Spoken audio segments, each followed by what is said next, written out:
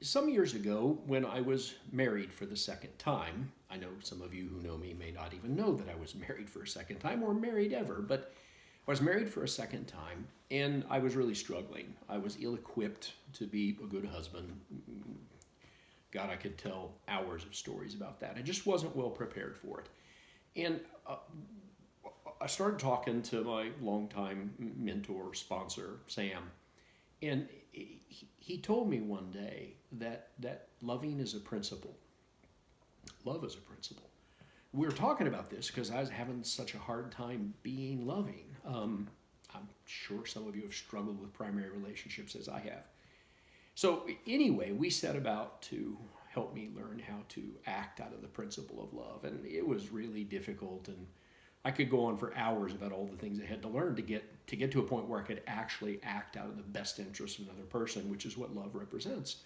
So one day I finally felt like I was hitting the mark, and I called Sam up and I said, "Man, I think I got this." And he said, "Well, that is really good, Ron.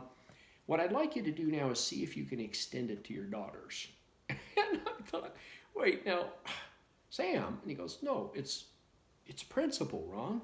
You can't apply it in one place. It has to extend outward." So I started working on that with my daughters. And a day came when I felt I was doing pretty well, and I called to tell Sam. They said, "Good. Now you can start working on that neighbor you hate." And I thought, I can see where this pattern, you can probably see where this pattern is going, because Sam maintained that it ain't love. That's his exact phrase. It ain't love if it's not going everywhere.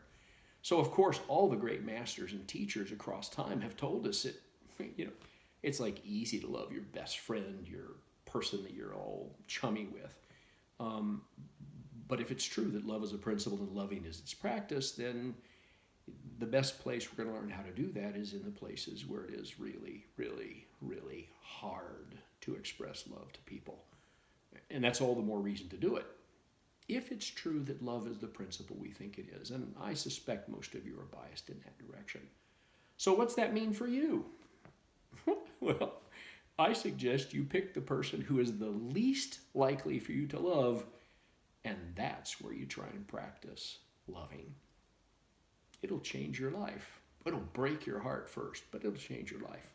It'll be worth it. You'll have to trust me on that.